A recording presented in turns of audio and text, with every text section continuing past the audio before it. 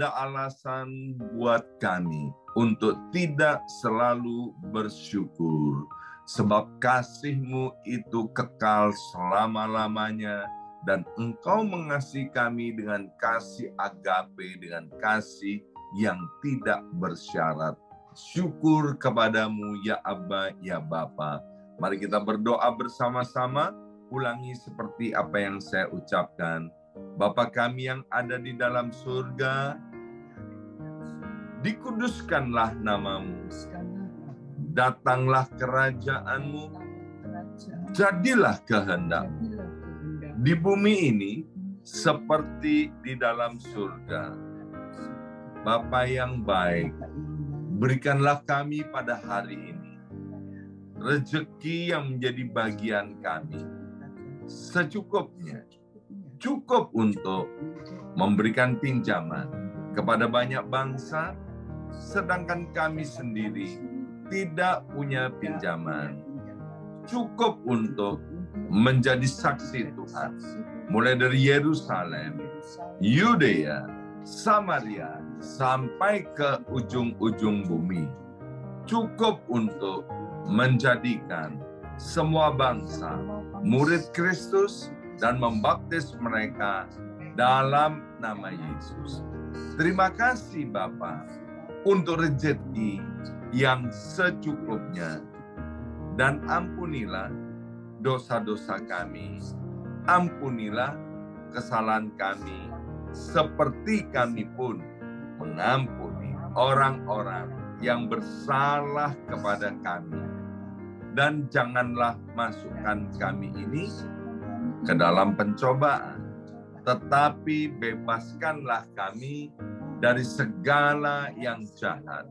Sebab Engkaulah yang empunya kerajaan, kuasa, dan kemuliaan sampai selama-lamanya. Dalam nama Tuhan Yesus, kami sudah berdoa. Haleluya, haleluya. Mari Bapak Ibu sekalian, sekarang kita bersama-sama secara serempak dan serentak kita akan menggemakan Mazmur 91 dengan suara yang nyaring, dengan suara yang lantang dari tempat kita masing-masing.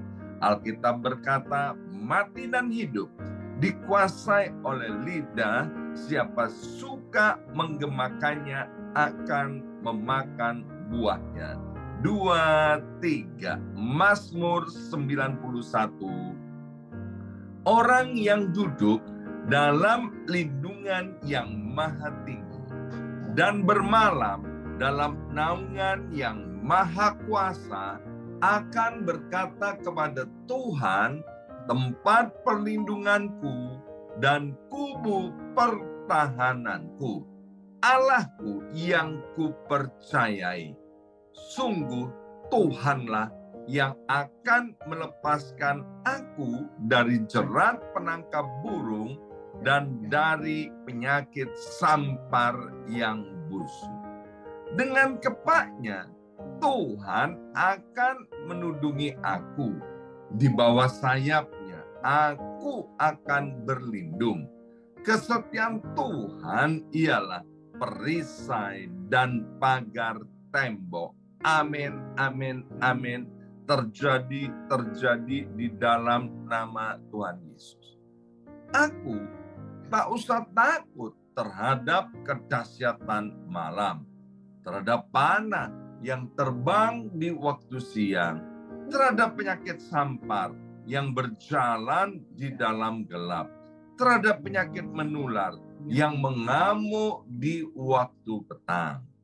Walau 1.000 orang rebah di sisiku dan 10.000 di sebelah kananku, tetapi itu tidak akan menimpa aku. Aku hanya menontonnya dengan mataku sendiri dan melihat pembalasan terhadap orang-orang fasik. Sebab Tuhan ialah tempat perlindunganku yang maha tinggi, telah kubuat tempat perteduhanku. Amin, amin, amin. Terjadi di dalam nama Tuhan Yesus. malapetaka tidak akan menimpa aku, dan tulah tidak akan mendekat kepada kemahku. Sebab malaikat-malaikat Tuhan akan diperintahkan oleh Tuhan kepadaku untuk menjaga aku di segala jalanku. Para malaikat Tuhan akan menatang aku di atas tangannya, supaya kakiku jangan terantuk kepada batu. Singa dan ular tedung akan aku langkai. Aku akan menginjak anak singa dan ular naga. Amin, amin, amin. Terjadi di dalam nama Tuhan Yesus. Sungguh, hatiku melekat kepada Tuhan, maka Tuhan akan meluputkan aku. Tuhan akan membentengi aku, sebab aku mengenal nama Tuhan. Bila aku berseru kepada Tuhan, Tuhan akan menjawab. Tuhan akan menyertai aku dalam kesesakan. Tuhan akan meluputkan aku dan memuliakan aku. Dengan panjang umur akan Tuhan kenyangkan aku, dan akan Tuhan perlihatkan kepadaku keselamatan daripadanya. Amin, amin, amin. Terjadi di dalam nama Tuhan Yesus. Terima kasih Bapak. Sebentar kami akan buka hati kami untuk diisi oleh kebenaran firman Tuhan. Kami tahu Bapak, firman-Mu itu sangat penting. Firman-Mu itu adalah pelita buat kaki kami dan terang buat jalan hidup kami. Berbicaralah kepada kami semua ya Abba ya Bapa, dalam nama Yesus. Yang siap mendengarkan firman Tuhan, angkat jempolnya ke depan dan katakan amin 3 kali. Amin, amin, amin. Salam revival, salam kebangkitan. Semangat pagi. Ya, semuanya semangat pagi. Apa kabarnya Bapak Ibu semuanya? Iya, luar biasa, dahsyat, ajaib. Senang sekali hari ini Sabtu 3 Juni 2023 boleh bersama-sama dengan Bapak Ibu keluarga di dalam Tuhan, keluarga yang mencintai dan mengasihi Tuhan, ya. Baik Bapak Ibu sekalian, kita akan lanjutkan renungan kita masih di Amsal pasal yang ke-28, ya. Nah, hari ini kita akan sama-sama merenungkan dari ayat yang ke-27. Amsal 28 ayat 27, siapa memberi kepada orang miskin tidak akan berkekurangan, tetapi orang yang menutup matanya akan sangat dikutuki, ya. Kalau Bapak Ibu sekalian ditanya siapa yang ingin hidupnya tidak mau mengalami kekurangan, pasti Bapak Ibu semuanya angkat tangannya, akan angkat jempolnya. Amin atau amin, ya. Nggak ada seorang pun di antara kita yang punya cita-cita begini. Aku kepingin jadi orang miskin loh. Aku kepingin loh jadi orang yang berkekurangan. Kalau ada yang seperti itu artinya belum minum obat, Bapak Ibu sekalian, ada something wrong, ya. Setiap kita ingin supaya hidupnya berkecukupan, bahkan lebih daripada cukup.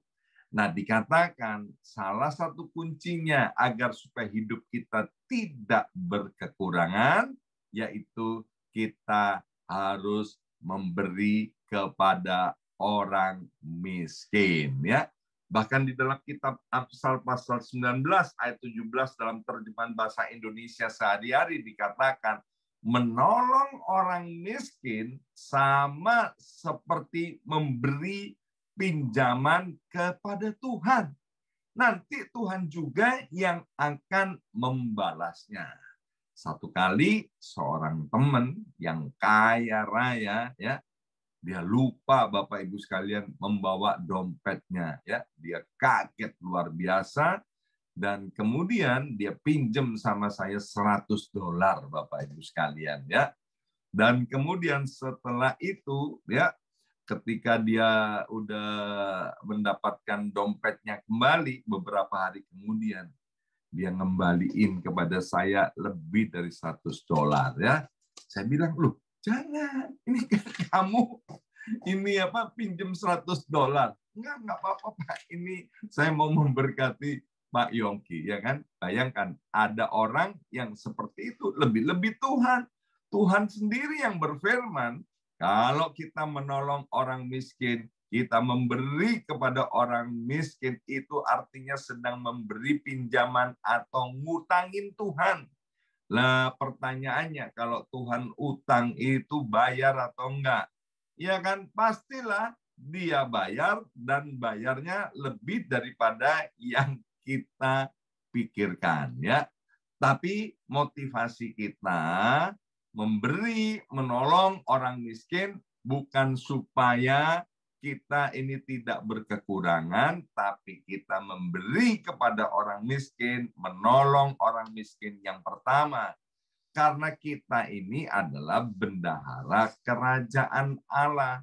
Kita ini diberkati bukan untuk dinikmati diri sendiri, tapi kita ini diberkati oleh Tuhan selain agar supaya kita hidupnya tidak berkekurangan, supaya kita bisa menikmati, memiliki hidup yang berkualitas.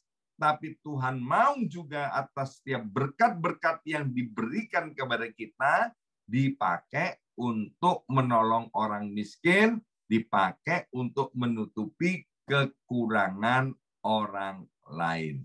Maka itu saya nggak ragu-ragu untuk berdoa agar Bapak Ibu sekalian diberkati menjadi kaya, bertambah hari bertambah kaya, dan menjadi amat sangat kaya raya. Tetapi ingat, waktu berdoa seperti itu saya juga berdoa, Tuhan, biarlah dengan kekayaannya ini, anak-anak-Mu tidak memakainya untuk memuaskan hawa nafsunya, atau memakainya untuk hidup dalam dosa, tapi pakai kekayaannya untuk memberkati banyak orang dan banyak bangsa di atas muka bumi ini, ya. Nah, di dalam Ulangan pasal 15 ayat 11, Ulangan 15 ayat 11 dikatakan begini. Sebab orang-orang miskin tidak hentinya akan ada di dalam negeri itu. Itulah sebabnya aku memberi perintah kepadamu demikian. Haruslah engkau membuka tangan lebar-lebar bagi saudaramu yang tertindas dan yang miskin di negerimu. Wow, ayat ini menegaskan Bapak Ibu sekalian, ya, bahwa yang namanya orang miskin selama bumi ini masih berputar, itu nggak akan ada habisnya di atas muka bumi ini. Pemerintah sudah berupaya sedemikian rupa untuk mengentas kemiskinan, ya, di seluruh dunia. PBB juga demikian, ya. Bagaimana agar supaya jumlah orang miskin di atas muka bumi ini berkurang. Ya memang bisa berkurang, tapi Alkitab berkata nggak akan ada habisnya yang namanya orang miskin. Dan kalau kita ketemu dengan orang miskin, Tuhan memberikan perintah, haruslah, ya kan, diberi perintah, kata harus, ya. Kalau Tuhan memberikan perintah seperti itu, jangan dilanggar, Bapak Ibu sekalian. Kalau Tuhan memberikan perintah, artinya kita ini mampu. Persoalannya bukan mampu atau tidak mampu, tapi persoalannya adalah mau atau tidak mau, ya. Dan kalau kita tanya, kenapa Pak kok ada orang miskin di atas muka bumi ini, khususnya ada anak-anak Tuhan yang miskin. Padahal Yohanes 10 ayat 10 dengan jelas berkata bahwa Yesus datang ke dunia ini untuk memberi hidup dan memberinya dalam segala kelimpahan. Salah satunya Alkitab bilang begini, kenapa ada orang-orang percaya kepada Tuhan tapi dia miskin? Yang pertama, karena orang itu malas, ya kan? Malas, berkali-kali ayat firman Tuhan bercerita tentang kemalasan. Orang yang malas itu sama dengan saudara si perusa. Orang yang malas itu cepat atau lambat akhirnya akan menjadi miskin. Itu mengapa ada anak Tuhan yang jadi miskin. Yang pertama, karena malas. Yang kedua, ada anak Tuhan yang menjadi miskin. Kenapa? Karena dia hidup di dalam dosa. Ya, contoh yang paling jelas kitab Lukas pasal 15. Bagaimana anak ini ya diberkati Tuhan luar biasa, hidupnya tidak berkekurangan. Tetapi ketika dia jauh meninggalkan rumah bapaknya, hidup berfoya-foya, Bapak Ibu sekalian, hidup di dalam dosa. Kita tahu akhir kisah daripada anak bungsu ini, dia menjadi miskin, kin sampai ada di kandang babi. Mau makan makanan babi aja nggak boleh. Ya, saya adalah contohnya. Ya, saya orang diberkati oleh Tuhan. Tapi ketika saya jauh daripada Tuhan, hidup di dalam berbagai macam dosa, nggak mau bertobat, akhirnya jatuh miskin, ya bukan lagi miskin, tapi utangnya banyak di mana-mana. Itu karena perbuatan dosa. Dan kita mungkin bilang begini, Pak, tapi saya lihat ada orang hidup di dalam dosa, tapi dia nggak miskin, tapi bertambah kaya. Ya, jangan khawatir Bapak Ibu sekalian ya. Segala sesuatu ada waktunya, bahkan diplesetkan. Tuhan akan membuat segala sesuatu indah pada waktunya. Mazmur 73 berkata bahwa orang-orang yang hidup di dalam dosa, meskipun bertambah gemuk, makmur, sehat, kayaknya tidak mengalami kesakitan dan tulah, tapi sesungguhnya mereka sedang ada di tempat-tempat yang licin, yang kalau dia nggak bertobat, dia akan tergelincir dan hancur. Ya, kalau ada orang-orang berdosa tetap jaya dan makmur, itu artinya Tuhan sedang memberi kesempatan kepada orang demikian untuk bertobat. Dan kemudian mengapa ada orang-orang yang miskin? Karena serakah, cinta akan uang. Cinta akan uang itu adalah akar daripada segala kejahatan. Ya, sudah diberkati oleh Tuhan, masih kepingin cepat kaya. Kemudian pergi apa? Pergi ke kasino, ya, berjudi, melakukan banyak cara yang nggak alkitabiah. Akhirnya apa? Jatuh miskin. Dan juga ada orang yang jatuh miskin karena dia kurang hikmat. Maka itu saya berdoa buat Bapak Ibu sekalian agar dikasih oleh Tuhan kemampuan untuk hidupnya cerdik seperti ular, tulus seperti burung merpati.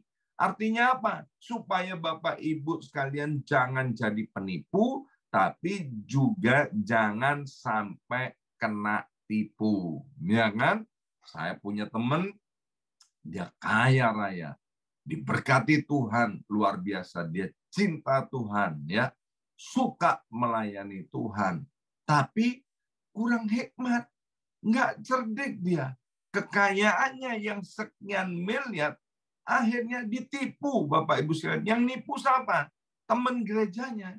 Sampai orang ini jadi miskin, Ini namanya kurang hikmat. Dan nanti Bapak Ibu bisa tambahkan lagi daftar-daftar mengapa ada orang-orang Kristen jadi miskin, ya.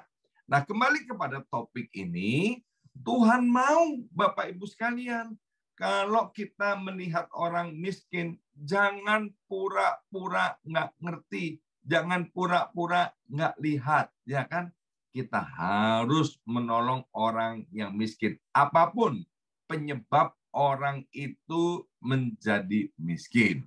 Mungkin kalau kita ketemu di jalanan, ya khususnya di kota New York, kita tahu bahwa sesungguhnya orang-orang miskin di kota ini sudah ditangani oleh pemerintah dengan baik. Ya kita bisa salurkan dana kita kepada lembaga-lembaga resmi, lembaga-lembaga yang dapat dipercaya untuk menyalurkan dana itu bagi orang-orang miskin, ya. Nah, di dalam kitab Matius pasal 25 ayat 31 sampai ayat yang ke-46, Yesus sendiri pernah mengajarkan tentang orang-orang miskin, ya, miskin keuangannya, miskin kerohaniannya, miskin keadaannya. Bahkan dikatakan oleh Alkitab begini, apabila anak manusia itu datang dalam kemuliaannya dan semua malaikat bersama-sama dengan dia, maka ia, yaitu Tuhan, akan bersemayam di atas tahta kemuliaannya. Lalu semua bangsa akan dikumpulkan di hadapannya. Dan ia akan memisahkan mereka, akan memisahkan bangsa-bangsa itu, seorang daripada seorang.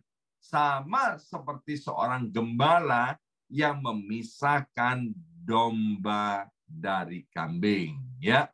Dan ia akan menempatkan domba-domba di sebelah kanannya dan kambing-kambing di sebelah kirinya. Dan kemudian raja itu akan berkata kepada mereka yang di sebelah kanannya, mari, hai kamu yang diberkati oleh Bapakku, terimalah kerajaan yang telah disediakan bagimu sejak dunia dijadikan. Sebab, kata Tuhan, ketika aku lapar, kamu memberi aku makan. Ketika aku haus, kamu memberi aku minum. Ketika aku seorang asing, kamu memberi aku tumpangan. Ketika aku telanjang, kamu memberi aku pakaian. Ketika aku sakit, kamu melawat aku. Ketika aku di dalam penjara, kamu mengunjungi aku. Maka orang-orang benar itu akan menjawab raja itu, katanya, Tuhan, bila manakah kami melihat engkau lapar dan kami memberi engkau makan, atau haus dan kami memberi engkau minum? Bila manakah kami melihat engkau sebagai orang asing dan kami memberi engkau tumpangan, atau telanjang dan kami memberi engkau pakaian? Bila manakah kami melihat engkau sakit atau dalam penjara dan kami mengunjungi engkau? Dan raja itu akan menjawab mereka, aku berkata kepadamu, sesungguhnya segala sesuatu yang kamu lakukan untuk salah seorang dari saudaraku yang paling hina ini, kamu telah melakukannya untuk aku. Dikatakan oleh Yesus bahwa orang-orang yang miskin itu adalah saudara daripada Tuhan sendiri. Kalau kita memperhatikan orang yang miskin, orang yang berkekurangan, Alkitab dengan jelas dikatakan bahwa itu berarti kita melakukannya untuk Tuhan. Hari ini bukan kebetulan sekian daripada kita hadir dan mendengarkan firman Tuhan ini. Mengapa? Karena Tuhan mau memakai kita untuk menjadi saluran berkat. Hari ini, kalau kita ketemu dengan orang miskin, buka hati kita, buka dompet kita, ulurkan tangan kita, tolonglah mereka yang berkekurangan. Amin. Mari kita berdoa. Materekan siap benih kebenaran firman Tuhan, ya Aba, ya Bapa. Biarlah Roh Kudus memampukan kami, mengingatkan kami, dan menggerakkan kami untuk kami beraksi, menolong orang-orang yang miskin, orang-orang yang berkekurangan. Karena firman-Mu dengan jelas berkata ini adalah perintah Tuhan. Yang kedua, artinya ketika kami melakukannya, itu kami sedang melakukannya juga untuk Tuhan. Terima kasih Bapak, kami percaya hidup setiap kami anak-anak-Mu tidak akan pernah sama lagi, kami tidak akan pernah berkekurangan di dalam hidup kami ini. Dalam nama Yesus, kami sudah berdoa. Haleluya. Amin, amin, amin.